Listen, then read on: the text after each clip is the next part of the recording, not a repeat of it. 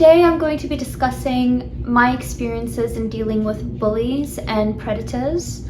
The topics might be very triggering for some people, so I ask that you please use your discretion and discernment when you are watching this, as it may be quite triggering. And also, please note that I am not a professional of any sort. If you require professional counsel or resources, please seek them out depending on what your situation is, especially if you are in a position that is very dangerous. Please seek legal counsel and maybe even contact police if you're going through something very serious. So let's just get into it then. Mostly I'll be talking about some of the lessons that I've learned in dealing with certain types of people, and I'll give some examples of some of the things that I experienced, and hopefully if you're dealing with some of these issues, hopefully it'll help you a little bit.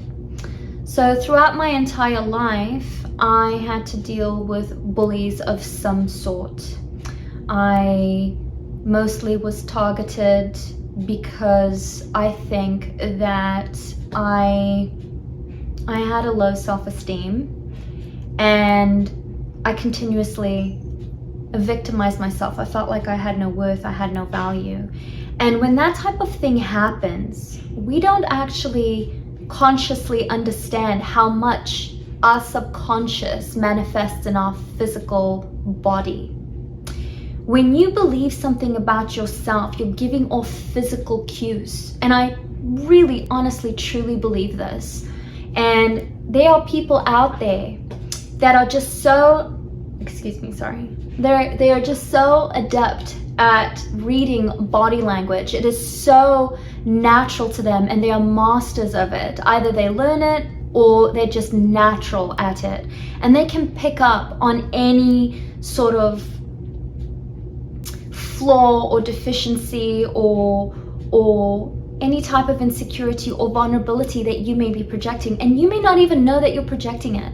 That's why I sort of have this issue with fake it till you make it, because even if you try to fake it, there are people out there that will pick up on the fact that you're faking it, because you're not holding yourself as high as you think you are. You're not smiling properly with your full face. Your voice might drop a note and they pick up on it. They just know. So I think that when you're dealing with the world and interacting with the world, I think it is imperative, it is so important that you work on yourself as much as possible. Surround yourself by good people who love you, who inspire you. And if you don't have those people, do your best to think about what your heroes are or your idols are, and emulate what you think is the most honorable thing about them. Their strength, their confidence, that kind of thing. If you try to emulate that, it will really help you in life. Now, I understand that sometimes it's very difficult when we have a foundation that is corrupt or that is not solid. It's very unfortunate, but some of us have parents that let us down. And sometimes it's no fault of their own because they were victims themselves, or they had to suffer certain things, or perhaps they were a little bit broken from things that were going on and they weren't fully healed, or they made big mistakes, or maybe they were monsters. It happens. And I think childhood trauma is one of the hardest things to overcome, because it's such a foundational piece to our development. It's so imperative that we really think about how we interact with our children, or with children in general. I think every grown person in our society should be very mindful of how we behave around youth, because they imprint on us, and we're leading by example, and we should care about all children, not just our children. But I digress. It is very stressful to raise a child, very stressful, and we don't understand how much they're really absorbing from us. And if we're not in a healed place, it can cause a lot of damage. But at some point, you, as that child who came from that broken home, is going to grow up. And hopefully you've been exposed to somebody or a concept that has given you the desire to become something more, something different, that you want to end the suffering, that you want to be better, that you want to do better, you know. And it's so important that you do that, because if you don't, and I'm not even talking about doing this so that you can become a parent yourself, I'm talking so that you can become a functioning member of society, and so that you can avoid the cycle of being continuously victimized by people who are looking for opportunities. And I'm going to talk about that a little bit more in a moment, but I want you to seriously consider this. If you have come from dysfunction of some sort and it has caused you pain, you have it in you to rectify that. Absolutely. Your mind is the most powerful thing on earth. It is your greatest gift, and it will get you out of any situation. It will heal you from any situation. You have it in you. You just have to want it bad enough and be dedicated to it and work hard for it.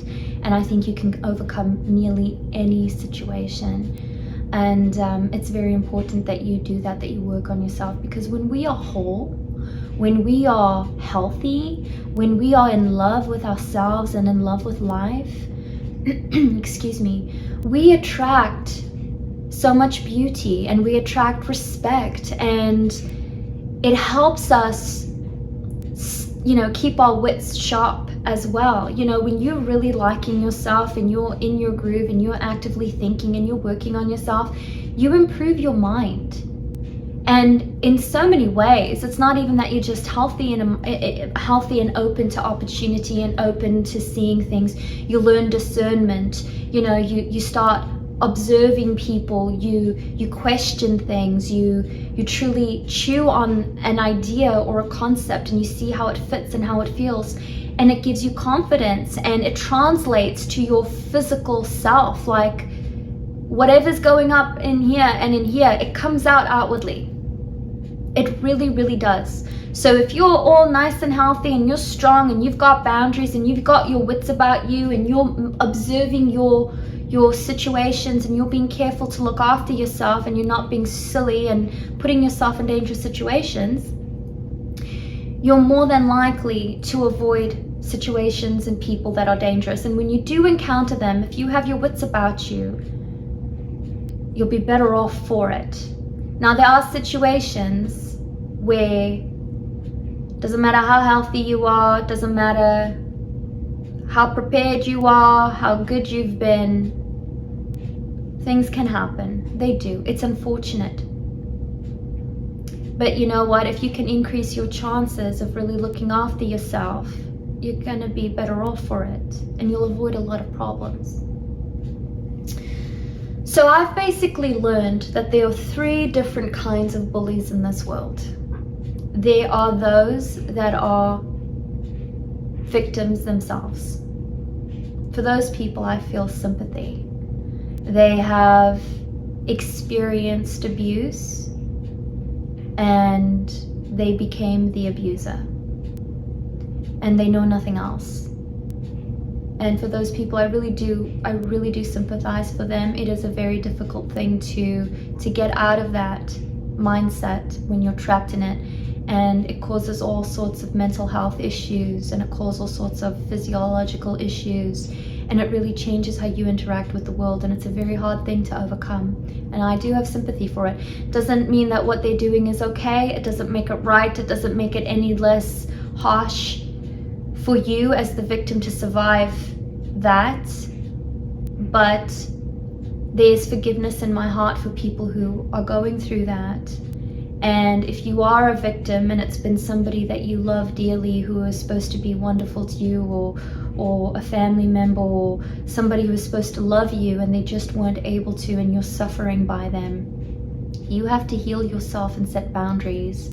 And if you're able to forgive them, then that would be great. But forgiveness doesn't always mean having a relationship, so you need to be mindful of that too. You're allowed to be safe, you're allowed to love yourself, you're allowed to have a good life without constraint, without pressure, and without fear of somebody who's supposed to love you and they're just not able. So and some of these people, maybe they're not even supposed to be close to you. They've been victims themselves. All they know is cruelty, and so they are cruel.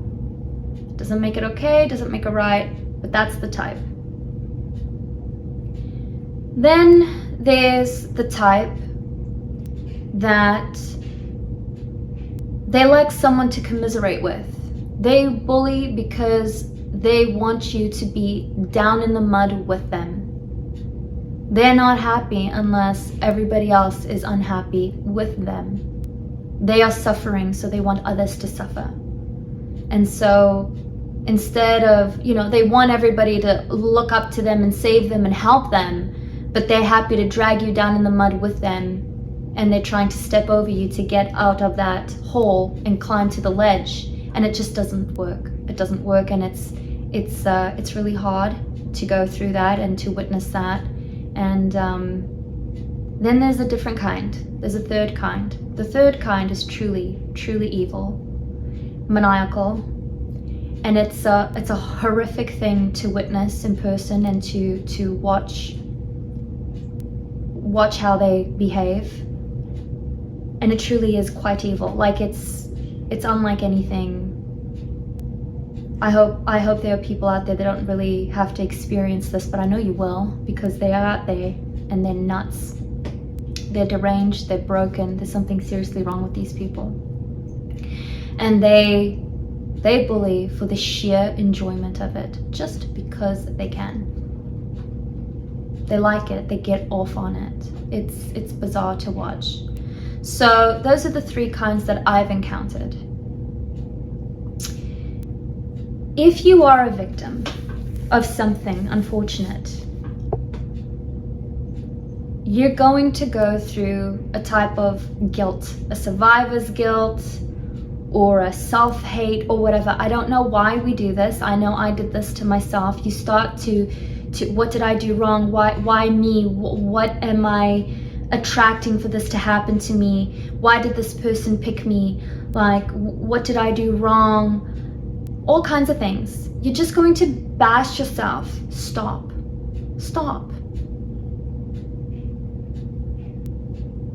When certain things happen to you, you gotta understand that there is a design intended by that person, either truly intentional or subconscious.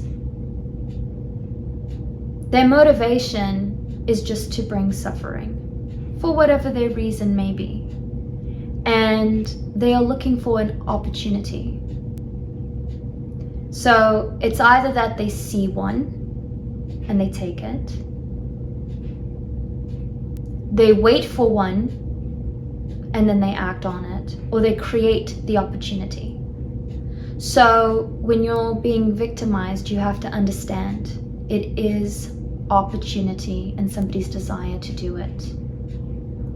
When somebody is clearly motivated by it and they create the opportunity, those are the really, really dangerous ones, especially the most dangerous ones, in my opinion, but it could be true of all the other types. But so it's very important that you keep your wits about you, and that when you see certain things and you get a feeling in your stomach, when you have that intuitive gnawing at you and you don't understand why you're getting it, like especially for an atheist, you get a sense about something and you don't understand why you're having it, and it's just saying, hey, you just get this bad feeling, listen to me, you better listen to that. It will save your life. It could save your life, and it could prevent you from experiencing something truly, truly traumatic. It has saved my life a few times. So I have experienced a situation where a van full of guys pulled up to me. It was broad daylight. I had just bought groceries and I was in a beautiful residential area, but I was by myself. The area where I was, it was on the side of a plaza, and the road obscured the plaza just slightly because the road was up on a bit of a hill and the plaza was a bit down. And I had just come out. Residential area, children playing in the background, cars passing by, but I was the only pedestrian in that area and I had groceries with me. This van pulls up right next to me, full of guys, full. I see them when the door opened. They stop right in front of me, the door opens, a guy gets out of the van, walks up to me. And I just knew in that moment I might not be going home that night. I just knew it. And I don't know what happened, but something told me to put up my hand and to be pleasant and polite. So the guy walks up to me and he's telling me, hey, you want to party? You want to party? And I'm like, no, I just got off of work and I'm going home to go make dinner for my boyfriend. And I instinctively put out my hand and I shook his hand and I said, hi, my name is Nikki, what's your name? And the guy was completely perplexed and he kept asking me if I wanted to party, and he was trying to instigate a fight. He was trying to be purposely rude with me as well, and trying to get me to go with him. So when I wouldn't go with him, he tried to be rude with me so that I would get upset. And luckily I had my wits about myself and I treated him like an honorable person, and I explained that I had a boyfriend, and I said to him, how would you feel if you had a girlfriend and somebody came and asked her if she wanted to go party? How would you like that? I don't think you would like that. And he said no. And he just sat there looking at me perplexed. And he goes, you really are a good girl. And I said, yes, I am. I'm gonna go home now. I've been working. And I was wearing a suit. I was wearing a suit. So it doesn't matter what you're wearing. It doesn't matter what you look like. It doesn't matter if you're female or male, young or old. If somebody wants to do something, they're gonna do it. They will target you. And for some people, it's a business. Human trafficking, it's a real thing. So I want you to be mindful of these situations. Eventually, this person just walked away. Went back to the van, opened the door. I saw all the guys in there, and it seemed like there were even more this time. Yo, what's going on? What's going on? What happened? What happened? And the door closes, the windows open, all the heads pop out of the window, and they drive off slowly. And they round the corner, and they came back, and then they finally left. I practically ran home. At least it felt like I was running, but I didn't. I know I probably just walked really quickly because I was very scared and I didn't want them to know that I was scared. I walked, got myself home. I dropped the groceries on the floor and I sat there sobbing for hours, shaking like a leaf. My stomach was in knots. It was the most terrifying thing. And I learned that when you're by yourself and you're vulnerable and somebody sees an opportunity, they're going to take it, they're going to try. I learned to listen to my gut. I learned that to use your wit will save your life. And if somebody is trying to piss you off, instigate you, rile you up, there's a reason for it. Then they have an excuse to pick a fight with you and get angry with you. And so if you treat people with honor and respect and you turn it around on them, in that situation anyways, it worked out. It saved my life. I shouldn't be here today. Truly. I believe it. I had another situation that occurred as well. So to all the people out there who are letting your children take the bus, I used to commute to work. I worked in Toronto. I live in Canada. I used to work in the city, and I used to commute all the time, and I didn't bother getting my license until I was in my 20s. There was no point in having a car if you're commuting.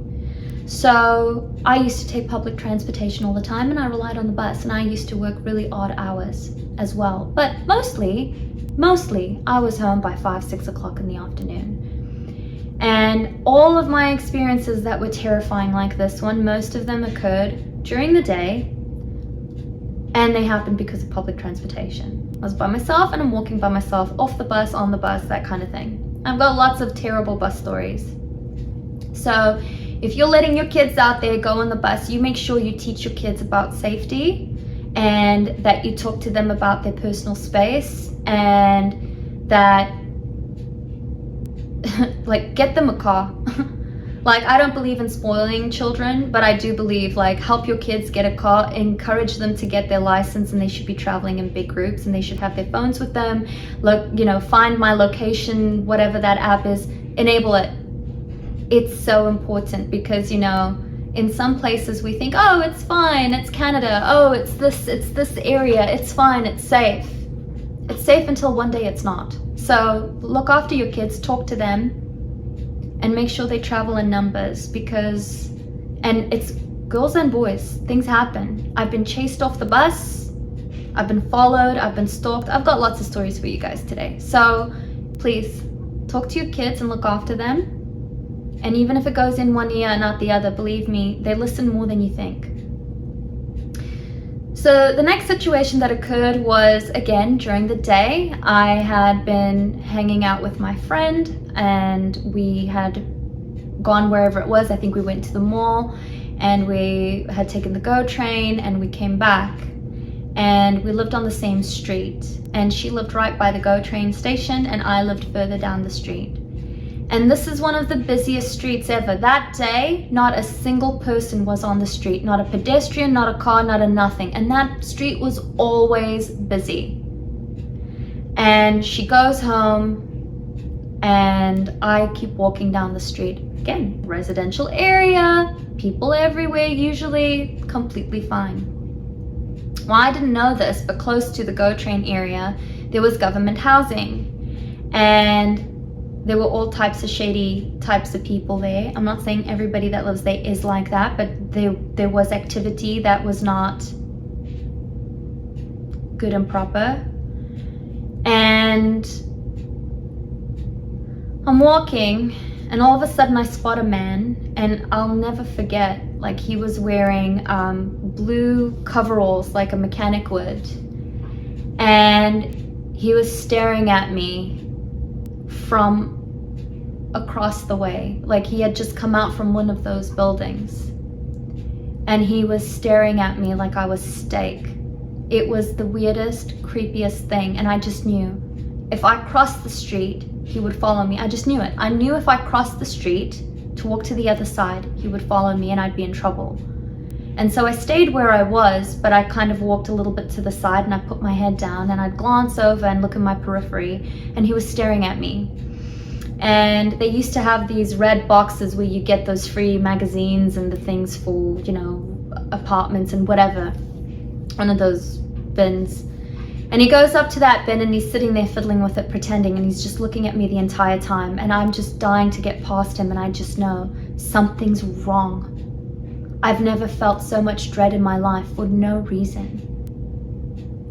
And I pass by him and he mumbles. And so instinctively, without thinking, I took one step closer as I'm walking. I just took a little step closer. I'm like, sorry, what? And he mumbled again. And I'm like, I'm sorry, I can't understand you.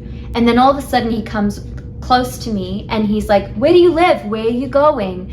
You know, like all these questions. He basically wanted to get a sense about me. Was I alone? Did I live in the area? Would anybody miss me? My boyfriend is just up ahead. My friends are waiting for me. I'm just going over there. And he kept saying something else. I don't even remember what he said, but I said, okay, bye.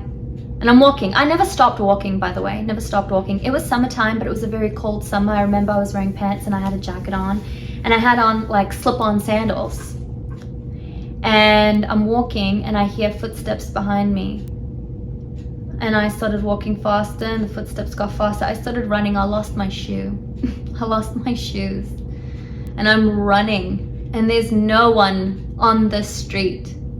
No one, not a soul. And I'm running and he's running after me. He's right behind me. He's about to get me. And all of a sudden somebody turned out of, what is it called? Like out of a neighborhood on a bicycle. And it's a guy. And he sees what's happening and he stops his bicycle. And I'm crying and I've lost my shoes, and it was just, I must have looked a mess. I didn't even care. I was terrified. I stopped right next to the guy on the bicycle and I looked behind me and the guy's gone. And he asked me, are you okay? Do you want me to go with you? Like, can I help you? Is there anything I can do? And I was so terrified. I don't even know what I said to that man. And I don't know if the man would ever recognize me or what, but if if it ever happened by some miracle that somebody sees this face and you hear this story, you saved my life that day. You really did. And I thank you. And I pray for you every day. So anyway, this angel on a bicycle stops and the guy ran away. The first guy ran away. And the guy on the bicycle, he stayed there. He sat on his bicycle, he stayed there, and he watched to make sure that I got away. I got my shoes and I weaved through all the different neighborhoods and houses just to make sure I wasn't being followed, and then I finally went home. So that taught me, it doesn't matter what you're wearing, it doesn't matter what's going on. If somebody wants to do something, they're going to do it. So that was another lesson. In terms of other lessons that I have learned, there are people sometimes in your life, they pretend to care about you, they pretend to be your friend. Something called an energy vampire. I didn't even know what that was.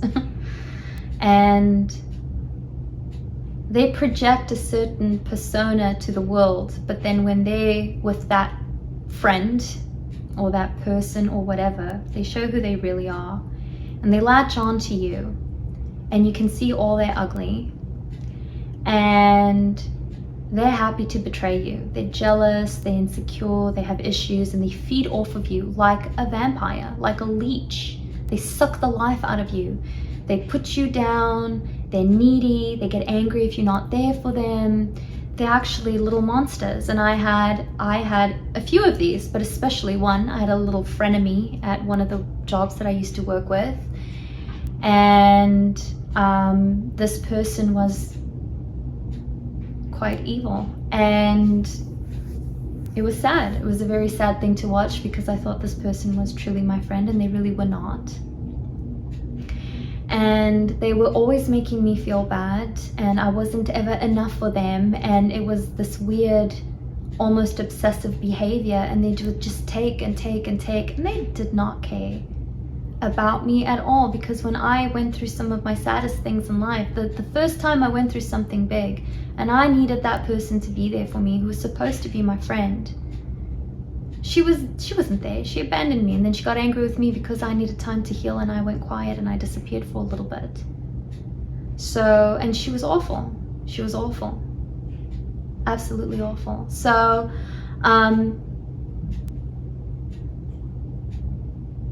when you experience things like this, I think it's very important that, you know, you really love yourself.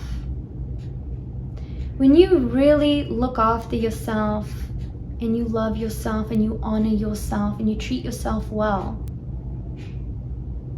you recognize when somebody's not behaving properly, and you say, listen, I don't like this.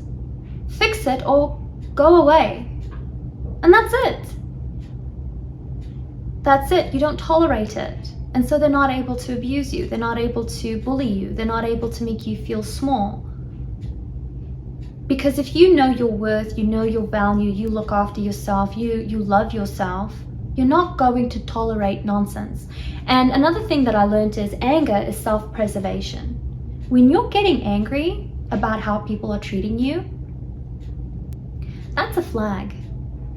That is your body, your mind, your subconscious, you know, if you're spiritual, your higher self, your God, whatever, it's alerting you that you're not being treated properly. It's telling you a boundary has been crossed. And you should be angry, and you should not allow it. The problem is we allow these things. We don't know how to speak up. We don't know how to set the boundaries. And so the abuse will continue. Walk away. Speak up. You have every right. They have no problem speaking up. They have no problem treating you the way that they're treating you.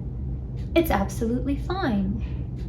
So then why can you not stand up for yourself and say, hey, if you care about me, don't treat me like this. I treat you this way because I respect you. You should respect me too. If they don't respect you, why are they your friend? I used to tell my kids all the time, and excuse my language, don't take shit from anybody. Anybody. I don't care who it is. You don't take shit from anybody. A friend will love you. They will look after you. Somebody you work with, or somebody that you are acquainted with, or whatever, any type of relationship, however superficial, for whatever purpose, there needs to be consideration and respect. And if there isn't, then you need to consider your boundaries. You need to consider that relationship and how you interact with that person. Because at the end of the day, the sanctity of your mental health and your well-being is paramount. So be very careful in your relationships and your friendships and your acquaintanceships, and even with your colleagues. Watch how you interact with your colleagues. Be professional. Be respectful. Be courteous. If there's an opportunity to be personal, be mindful of how you interact with those people, because there are people out there that will drag you down to lift themselves up. And it's abusive. And they can quickly bully you, especially if they perceive any sort of vulnerability. It's human nature. So be careful. Look after yourself.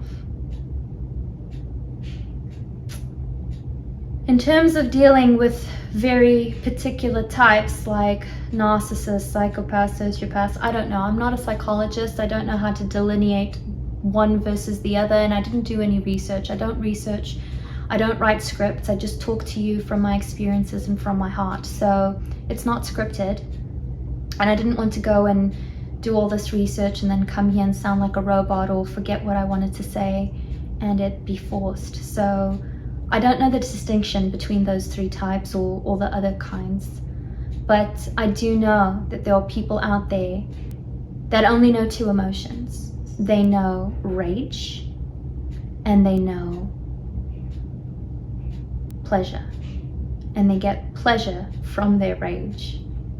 And these people, other than that, they have no emotion. They mimic everything. That's why they are so successful at getting what they want. They are bold. They are selfish. They hold nothing back, and they are masters. Like, they are so incredibly proficient at reading body language, facial cues, even the inflection in your voice, your tone, how you speak, what you say, what you're not saying, everything you're saying with what you're not saying. They can read in between the lines, everything. They just know. They know. I don't know how they do it, but they know. And I was thinking about this the other day, and I was thinking about spiders. And a female spider is generally bigger than a male. And when she crafts a web, anything that lands in that web is dinner. It's gone, it's dead, it's done. And a male will risk mating with a female. Like, he'll be cannibalized if he mates with her, basically. Like, he risks that. He risks dying to mate with her. And this kept coming up to me when I was thinking about this particular topic that we're talking about today with predators, because there's no way to beat a predator like that at their game. There's no way. There's no way. Even if you become the spider, even if you try to become like them, you will never ever beat them. So if you're in a situation, for example, if you're at work and it's incredibly toxic and your manager, your boss, or one of your colleagues is a personality type like this, and they have any authority over you, more than likely they will show their hand, because they get off on authority, and they can behave in very bizarre ways and really push the boundaries, and especially where your livelihood is concerned. They don't care. They kind of like it. They like making your life miserable. And you need to think about this very seriously. Tolerate it to risk everything at home and your mental health, or leave. Leave. You don't have to work there. Go start a business, go for a transfer, work somewhere else, figure it out. It's not worth it. No matter how hard you try to survive it, you will not survive it. They will batter every single shield you put up. And if you try to go for therapy, it's going to cost you an arm and a leg just to survive at your job if you're working for somebody like this. They will beat you down. They will make you sick. And stress is the number one, in my opinion, the number one culprit for most of the disease that we experience in our bodies and in our minds. So you really need to think about, if you are working for somebody who is that evil. I know it's hard, and I know you might have people at home that depend on you, but find a way, while you have this job, find a way to get out. Get out while you can, because you will never win. And they've designed it that way. Now, if you're highly, highly intelligent, you can figure out a way to work around it or put them in their place. They'll have a vendetta out for you. But if you can do it, good luck on you. But a lot of us cannot. We're stressed out already from all the other things we got going on. We're stressed out from our commutes. We're stressed out from people driving like maniacs and being all angry and full of road rage, not thinking. We're stressed out with our spouses, our children, all the other responsibilities. Maybe somebody's sick at home and you're dealing with, parents who are not feeling well, you got to look after them. The bills are mounting up. You got all these things, you got all these responsibilities. Life is hard. But you know what's harder? Working for a tyrant who demeans you, who puts you down, who treats you like you're scum of the earth, and they get off on it.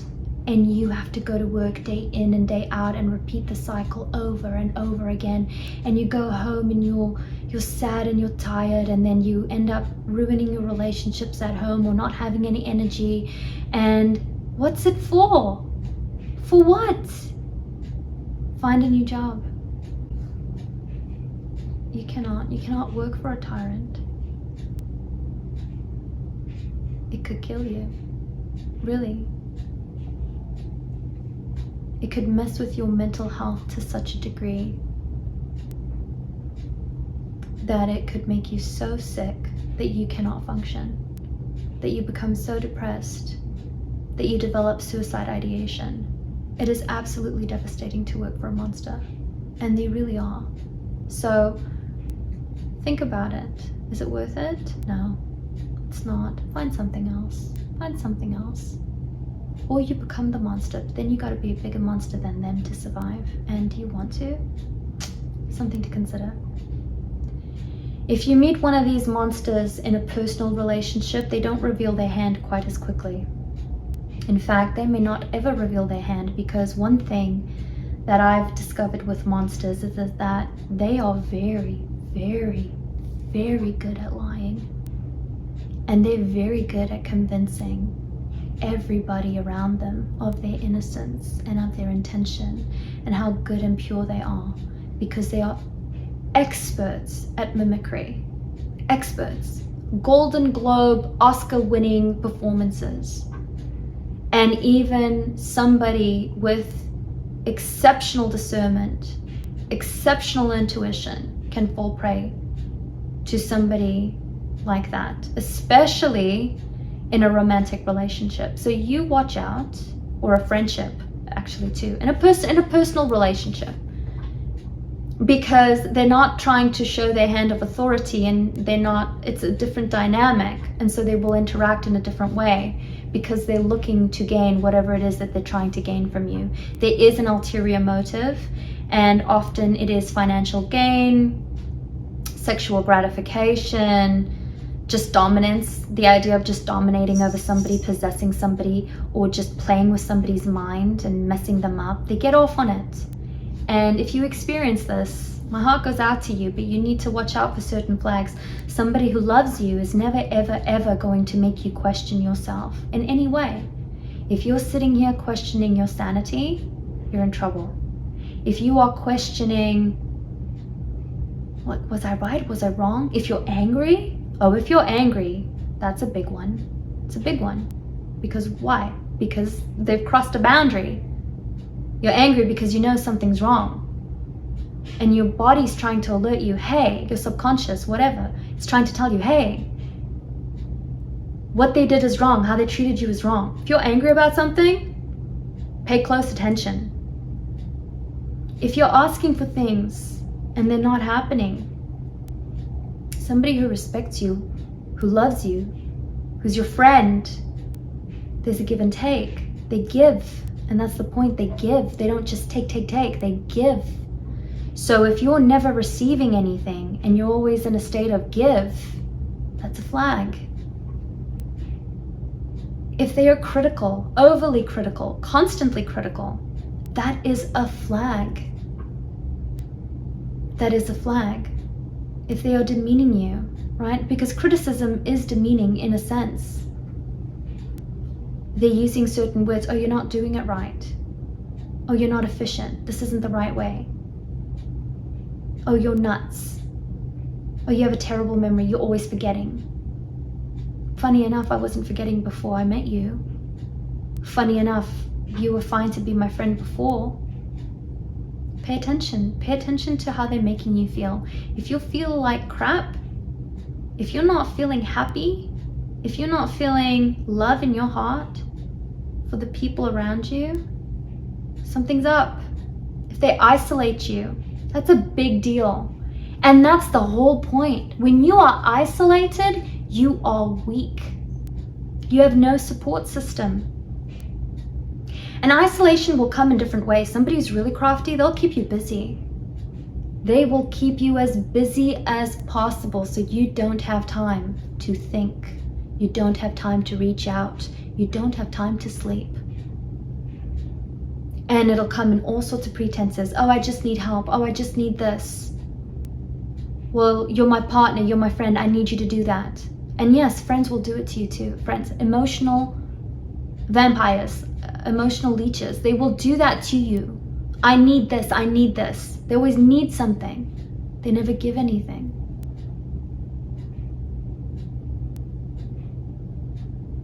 They become obsessive a little bit. They become possessive. And then they become critical. Oh, you're not dressed properly. Oh, you never do this, you never do that. They'll sometimes make you feel like you're worthless. And they do it in different ways. They do it in subtle ways, but you're never good enough, you're never right enough, you're never smart enough. And it's always your fault. Everything is always your fault. Saying sorry for absolutely everything. So, you know, if you're sitting here always apologizing for something, if you have fear, if you are questioning yourself, if you are angry, if you're sad, if you're always giving, if you feel like you have no time for yourself, or these people are so demanding, or they get angry with you, and if you're alienated, if you are by yourself, somebody who loves you, they want you to have friends. They want you to have a life. They want you to thrive. They encourage you to do better. Friends, acquaintances, girlfriends, boyfriends, husbands, wives, parents, family, whatever they are to you. People who love you encourage you. They stand up for you. They support you. They're there for you. They listen to you. They compliment you. They raise you up. People who knock you down and keep you there, they're doing it for a reason. Do not believe the stories they tell you. Do not listen to the criticism. Don't do it. You are deserving of love. You are deserving of appreciation. You are deserving of being lifted up. And you should not take anyone's nonsense. Anyone's. Not for any reason. Ever. And if you are in a situation where you're experiencing this, the only way you're going to get clarity is if you reach out to somebody, and you've got to find somebody you trust so that you can develop a network. You need people. You need people. And you need to get away from the situation to heal. You're only going to heal when you get away from it. And it's absolutely necessary. It's critical to your survival, to your health, to your emotional growth. And it does have an impact later on. You're going to interact with the world. Kind of a person are you going to become if you're constantly victimized, or if you become the monster?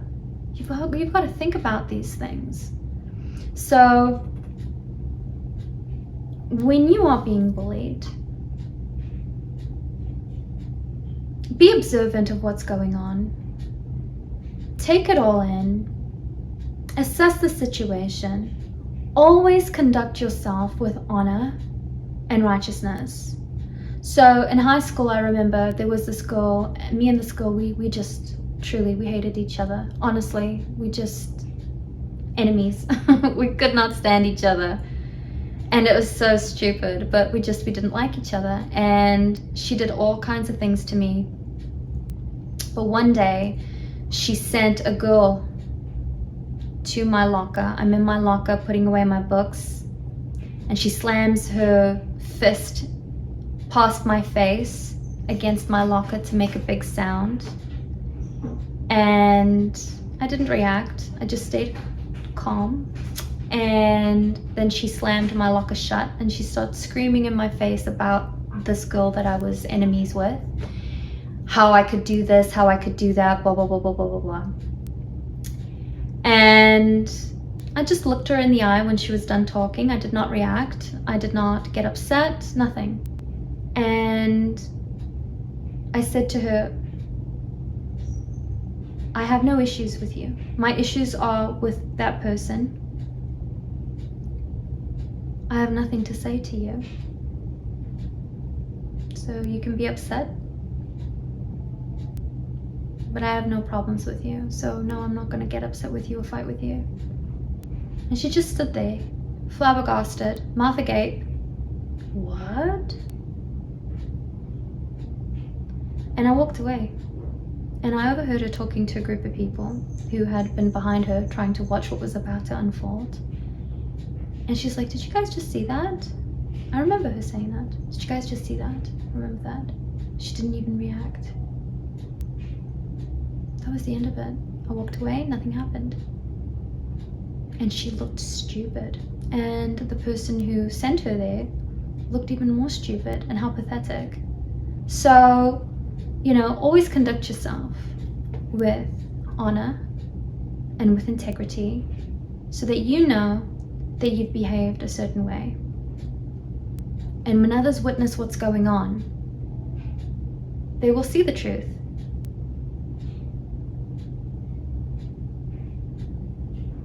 I want to talk as well about situations perhaps where you cannot get out of the situation and you're afraid to report it or whatever. I haven't encountered that, but I do know that it's very, very important to keep a record of what is happening, to keep an incident log of some kind. I don't know how you're able to sneak it or find a way. And it is very, very important that you get legal advice if you're able. And there are free consultations and free legal advice to people who are in trouble or disadvantaged or abused. And yes, it happens to men too. So I'm talking to men and women, whoever's out there. If you're suffering, you need an action plan, you need a friend, you need someone you can trust, and you need to talk to the authorities. And it's absolutely important that you document with the authorities the abuse and you find a way out. I know it might be incredibly scary to leave your situation because better the devil you know, but you're wrong. It's not better the devil you know. It is better to go and be at a shelter. It is better to go and stay on somebody's couch to get a little bit of help than to live in a situation where you're terrified and scared. So make sure that you look after yourself. Make sure that you try to keep a track of what's going on. Dates, times, incidents, just bare facts, bullet points. I don't know how you're able to do it if you're in a situation where you're being monitored very heavily, but you need to figure out a way. to sort of keep track of what's going on, and you need to report it, and you need to find somebody, anybody at all that you can trust. Even if it's like, I mean, I talked about it in another video, like go to a church, go to a local church and say, I need to talk to somebody anonymously, I need help. There's a lot of charity at churches, there are good people there. Churches, mosques, whatever's in your area, whatever your cultural background is, and you know, if you feel comfortable, go and talk to somebody and just say, I'm in trouble and I need help, and you will find help. But you need to be willing to help yourself.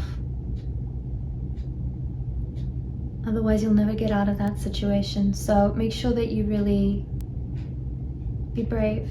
Be brave, and your life will be so much better. It will reward you. You will be rewarded by leaving and working on yourself. And yes, it will be hard, but you can overcome anything.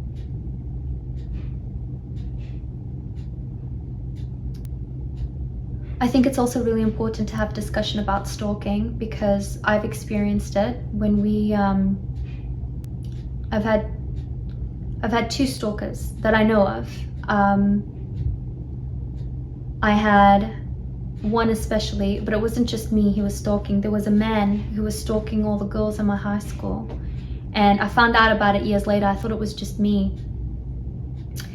I was always very, very conscious of my surroundings and very mindful of where I walked, how I walked, all that, like, you know, no music in my ears, aware of my surroundings, cell phone in hand, you know.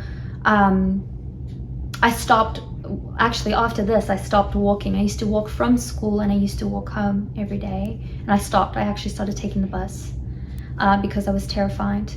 Basically what happened was I used to walk from school and I used to cross a plaza, and there was a car there that I didn't recognize, but I heard a young man's voice calling my first name, and I went exclusively by Nikki, and it's a young guy's voice, and it actually sounded like somebody I knew, but I wouldn't know why he would be calling me, and I didn't know that car, but it was coming from the car. And I went around the car and I went near the passenger side to have a look, and I see this middle-aged, overweight man, and my heart sank. How did this man know my name? And I was terrified. And he followed me nearly all the way home, and I tried to meander, nearly followed me all the way home. And he would talk to me, kept trying to get me in the car, wanted to know everything about me, asking me all these questions. And I wouldn't give him the time of day, I wouldn't talk to him. I'd talk just enough so that he wouldn't stop and get out of the car, but not enough to tell him any information about me. And whatever I said to him, I lied. I just like, yes, no, yeah, yes, no, whatever. You know, like very careful about what I said, because he could get out of his car at any time and take me if he wanted. It would be easy. There was nobody around again. This man followed me 5 or 6 times. And then I ended up talking with one of the girls at the high school, and apparently he had been stalking a lot of girls, and none of us spoke up. None of us said anything that I know of. I don't even think they even caught him, I don't know. But I wish I had said something. And I thought that it was my fault, and I was embarrassed, and I was angry, and I just took the bus to avoid the situation. But I should have said something. I never even told my parents. I didn't want them to worry. I was afraid that they would take away my freedom. I wanted to be independent, and I was stupid. So that taught me there are people out there, and they watch, and they learn a lot just from watching. So be careful. Talk to your kids about safety. Be aware of your surroundings. Avoid putting yourself in a situation where you're walking alone, because I'm telling you, this happened during the day, right after school, residential area, and there were people passing me Nobody thought to say, hey, why is that car riding right beside you while you're walking? People are oblivious, or they don't want to get involved, or they're apathetic, or they're scared themselves, or they don't think anything of it. They're in their own world. So it's very important that we're really aware of our situation at all times. Be aware of your surroundings, be aware of who's watching a little too much. Be aware and be in your head, and make sure you're either traveling in groups or you're in your car. And be aware of where you park. If you're parking late at night, somewhere not safe, you want to be right where the lights are, right by the door when you get off of wherever you're getting off of. You want to make sure that you are protected and that you have your wits about you. And if you get a feeling in your belly, you listen to that. I don't care how stupid it is. You don't tell yourself. The problem is we tell ourselves stories. We let our head, our logical brain, tell us logical stories that are actually completely illogical for our safety, because we're putting ourselves in situations that are not the smartest, or we're intuition is basically your subconscious. Your brain is such a magnificent thing, and so are your eyes. Your senses are so incredibly developed, and we don't even fathom how developed they are, because I don't even think science is advanced enough to actually even understand or comprehend the wonders of the brain or the magnificence of our body and our senses. They are things that science is not capable of understanding yet, in my opinion, truly. We are such sophisticated creatures, but we're told this narrative that, oh, okay, well, you do this, you do that, you're fine, black and white, this and that, whatever. No, it's not clear cut like that. I think that we're gathering so much data, so much information all the time, and then we're responding to our environment without even realizing it. And so you've already picked up on it, you sensed it, you saw it. You saw that person in your periphery before you consciously had the thought to calculate, to say, hey, I see somebody there. No, you already saw them. You saw them watching in your periphery, didn't register it. And then something's telling you, hey, somebody's over there. They're watching you. Don't go there. Something's up. But then you're telling yourself, no, I'm fine. I walk this way all the time. Oh, I do this, I do that. Oh, it's fine, I'm fine. No, you're not fine. Something bad's about to happen if you're not careful, because you picked up on something and you weren't registering it.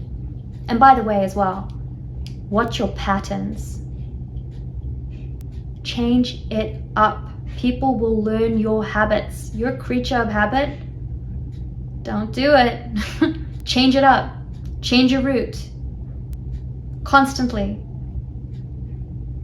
Constantly. If somebody's watching you, they're watching your patterns. They're looking for an opportunity. They are looking for an in. So make sure that you vary your patterns, that you alter your course, that you're watching everything, you talk to everybody, you're alert, turn around, look around all the time, scan everything all the time.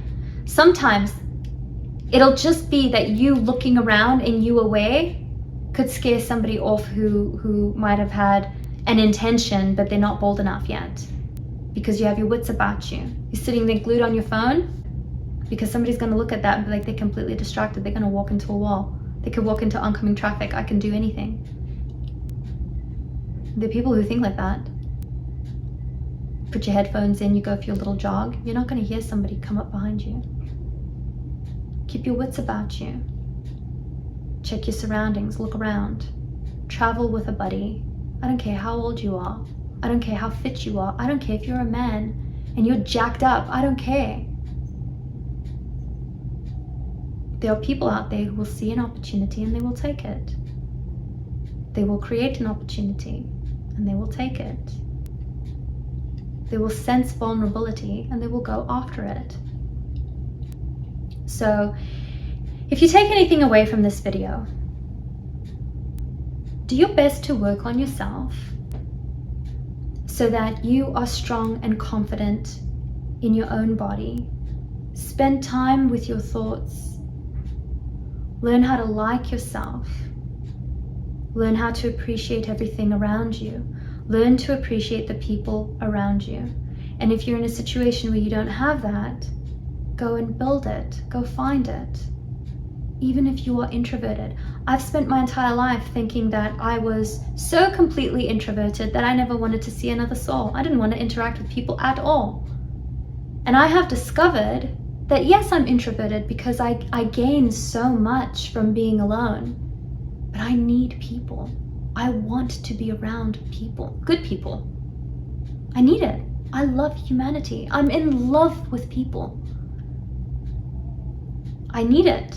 Everybody needs it. We are social creatures. Our society thrives on community, and we've forgotten that along the way. We need each other. We need each other to build things, to create safe place, to raise our generations after us. Our society should be responsible for raising its youth, for looking after each other, for protecting the vulnerable. And that includes the young and the old. Everybody should feel safe when they walk our streets because we're all looking after each other. Because really, we think they have us believing, sorry, I'm going on another tangent, but like, you know, the media, the whatever, the elites, they have us believing that the world is so evil and so vile. There's been problems everywhere all the time throughout history. There's duality in this world, good and bad, and everything in between. But you know what? The bad apples that are out there, they're not as many as you think. There is more good in the world than you know, than you're led to believe. A lot of people, though, are just sort of in a bit of like they're a little bit like zombies, right? We're a little bit zombified because we're so overloaded with the pressures of daily life. We have been, what's the right word? I don't want to say incentivized, but in a way, yes, incentivized, but also we've been taught to be very selfish, to be all-consuming, to be consumers, right? To be encompassed by self, vanity, materialistic things, all these things, right? It's not conducive to community. It's not conducive to love. It's not conducive to any of these things that are so beautiful about what makes people special. So, and it's no fault of their own. People are walking around like zombies. And I don't mean that in a bad way at all. I just mean that we're just taught to be so self-absorbed. We're concerned with perfectionism. We're concerned with, you know, we're not good enough, we're not this, we have these stories, we're always worried about this, we're worried about that, we're stressed out about this, we're busy, we don't have the right this, we don't have the right this, we're trying to progress in our careers, we're trying to progress in our education, all this stuff, it's all centered around self. And so when we are trying to create a harmonious society, how can that happen when we're so consumed? We need to look after each other, and it's very, very important that you create a network for yourself of good people, even if it's just one person. You need somebody that you can trust, you need somebody that you can talk to, you need somebody that uplifts you and that teaches you about love, about friendship, about caring. Because that's your support system, that's your foundation, so that when somebody comes up like a creepy little spider trying to suck the life out of you, your friend will say, hey, watch out, that's not right. Or you'll say to your friend, hey, I'm scared, I need help. Your friend will be there for you. So you need people. You need people, you need to look after yourself, you need to be strong. And when you're strong, you project it completely. You stand taller, you speak louder, your eyes say it as well. You hold somebody's gaze. You have no issue, you don't look away. You know, it's different. It's very different. Everything, the way you dress, the way you talk. You don't falter. You speak with conviction. You operate with conviction. that says that that person has their wits about them. When you're investing in yourself and you are developing your language skills, your communication skills, and you don't have to be an excellent orator, you don't have to be, you know, articulate or anything like that. But if you exude intelligence and a no-nonsense attitude about yourself, and you command respect, you're going to avoid more problems than not. You set yourself healthy boundaries for every type of relationship in your life, professional and personal, and people will not cross those boundaries.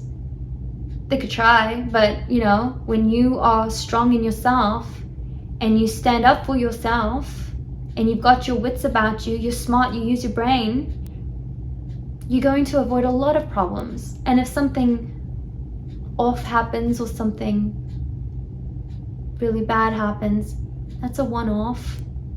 But if you've got a strong mind, you can overcome any trauma. Any trauma. I've overcome so much.